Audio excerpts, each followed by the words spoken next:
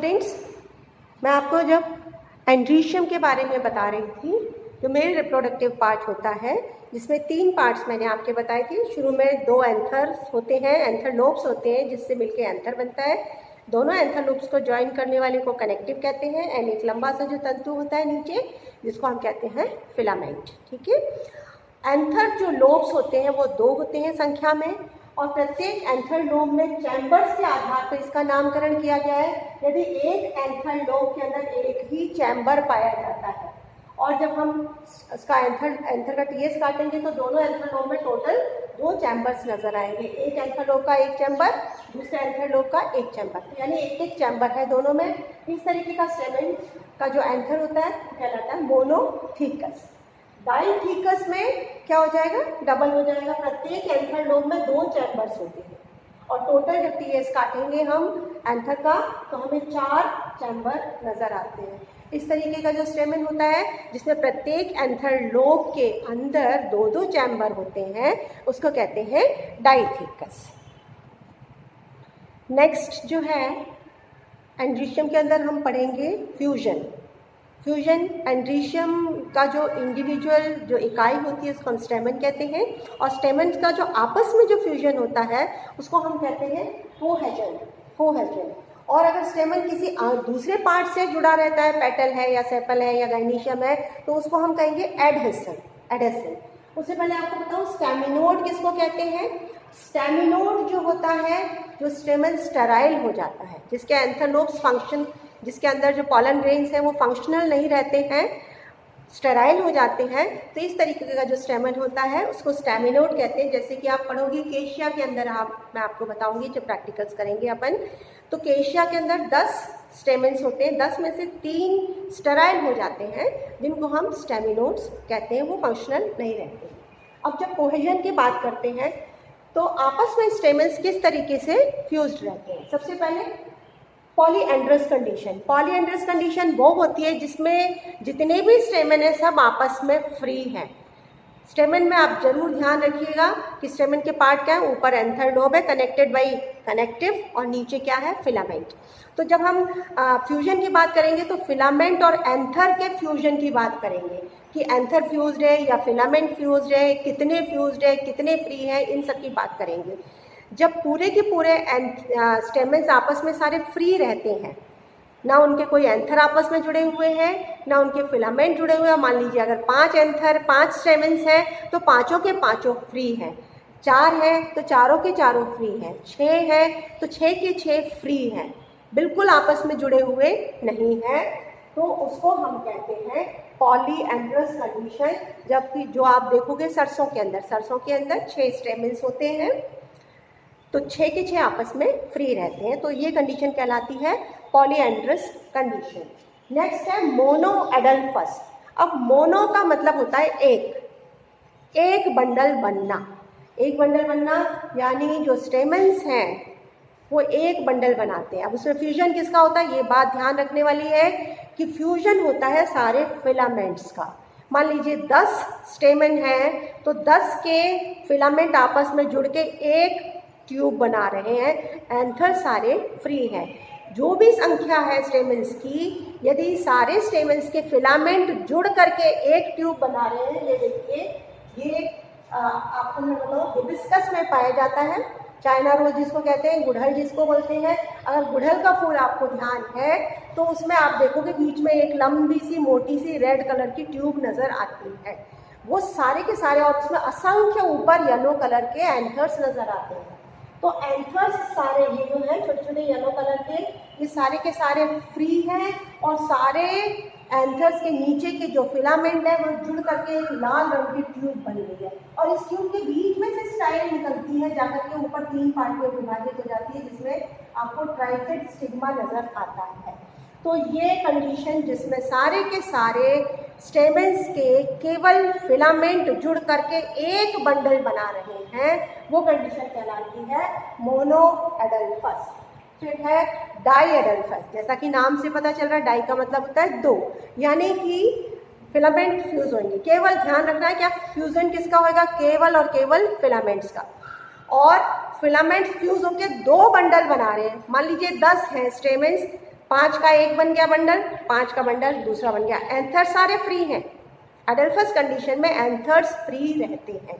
तो डाइएडल्फस कंडीशन में 2 बंडल बन रहे हैं। मान लो 10 है तो 10 के 5-5 के भी बन सकते हैं। किसी फैमिली में आपको, जैसे यहाँ पे एग्जाम्पल दिया है मैंने मटर का, पाइसम सटाइवम, इसमें 10 होते हैं और 10 में से 9 स्टेमेंस के फिलामेंट एक बंडल बनाते हैं और एक पूरा का पूरा स्टेमन का फिलामेंट बिल्कुल फ्री रहता है। तो 9+1 कंडीशन है तो 2 बंडल, 9+1। तो इस कंडीशन को बोलते हैं डाइएडल्फस कंडीशन।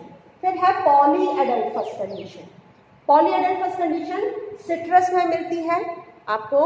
जो सिट्रस के जो नींबू है, संतरा है, ठीक है, मौसम्मी है, इनके फ्रूट्स के अंदर आपको सिट्रस कंडीशन, सिट्रस के फ्रूट्स में आपको ये कंडीशन मिलेगी पॉलीएडल्फस। पॉलीएडल्फस में क्या होता है, असंख्य स्टेमेंस होते हैं और स्टेमेंस के फिलामेंट्स जुड़ जुड़ के काफ़ी सारे बंडल बना लेते हैं।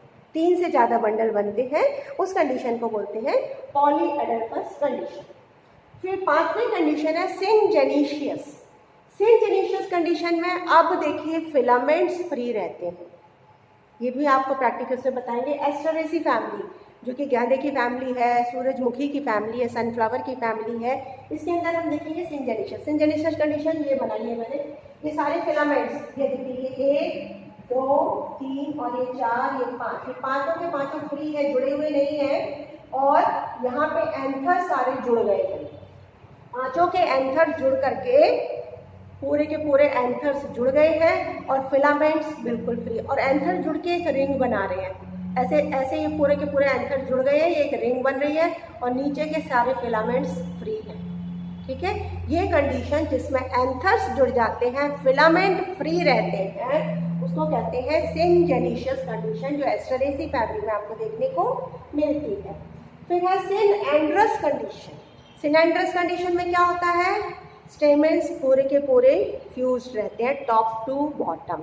एंथर्स भी जुड़ जाते हैं, फिलामेंट भी जुड़ जाते हैं, पूरा एक बंडल बन जाता है टॉप टू बॉटम।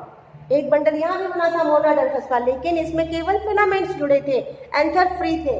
लेकिन सिनएंड्रस कंडीशन में क्या होगा, एंथर्स भी जुड़ जाते हैं सारे के सारे, फिलामेंट्स भी जुड़ जाते हैं सारे, एक बंडल बन जाता है।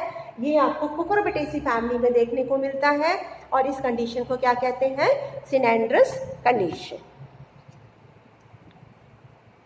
अब पढ़ेंगे हम, कोहेजन पढ़ लिया, एडहेशन।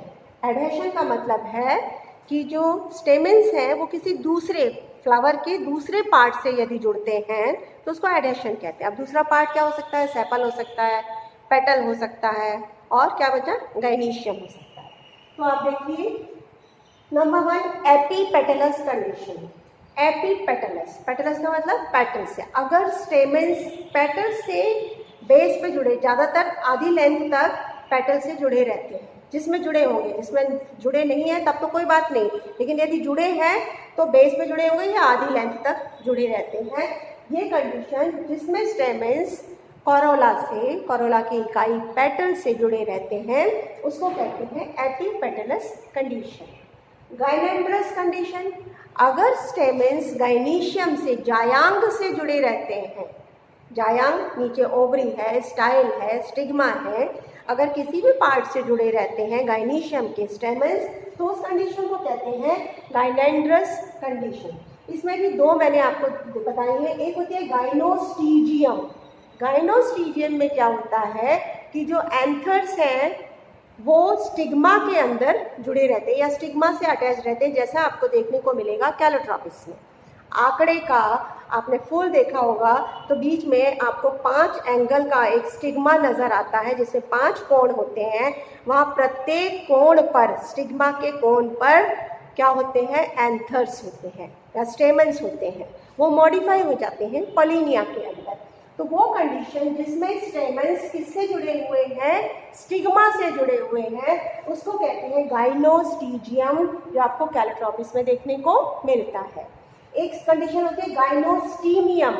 गाइनोस्टीमियम में स्टेमन्स जो होते हैं वो स्टाइल से जुड़ जाते हैं। स्टाइल किसकी, गाइनीशियम की। गाइनीशियम में नीचे ओवरी होती है, बीच में स्टाइल और ऊपर स्टिग्मा।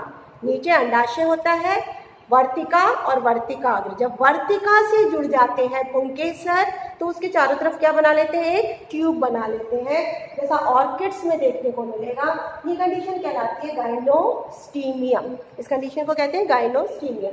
तो ये हुआ एडहेशन, कोहेशन, उसके बाद एडहेशन। अब हम पढ़ते हैं स्टेमन की लेंथ। जो पुंकेसर है उसकी लेंथ के आधार पे इसको क्या नामकरण किया जाता है, क्या टर्मिनोलॉजी दी जाती है। सबसे पहले होमोडायनामस। होमो का मतलब सेम। जितने भी पुष्प के अंदर स्टेमन्स हैं, पुंकेसर हैं, यदि वो सारे के सारे एक ही लेंथ के हैं, उनकी लंबाई सबकी बराबर है, तो उसको कहते हैं होमोडायनामस कंडीशन। हेटेरोडायनामस कंडीशन में क्या होता है, जब सबकी लेंथ बराबर नहीं होती है। 5 अगर स्टेमन है, पांचों की लेंथ बराबर नहीं है, कोई फिक्स्ड रेशियो नहीं है, कोई भी लेंथ है अलग है सबकी पांचों की लेंथ, ऐसी कंडीशन क्या कहलाएगी, हेटेरोडायनामस कंडीशन। और ये लेंथ किसकी होती है, फिलामेंट की। एंथर्स तो ऊपर होते हैं, सेम होते हैं सब में, सिर्फ फिलामेंट की लेंथ वेरी करती है। जब फिलामेंट्स की लेंथ, सब फिलामेंट्स की लेंथ अलग अलग होगी तो वो स्टेमन्स कहलाएंगे हेटेरोडायनामस। एक कंडीशन होती है डाइडायनामस।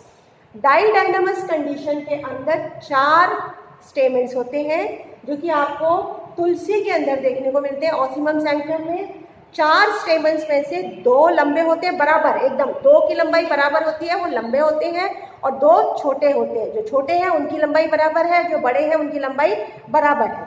हेटेरोडायनामस में सबकी लंबाई डिफरेंट थी। डाइडायनामस में से 4 में से 2 लंबे और 2 छोटे, जो लंबे हैं वो बराबर है, जो छोटे हैं वो बराबर है। तो ये कंडीशन हो गई डाइडायनामस कंडीशन। टेट्राडायनामस कंडीशन सरसों में मिलती है, ब्रासिका फैमिली में मिलती है।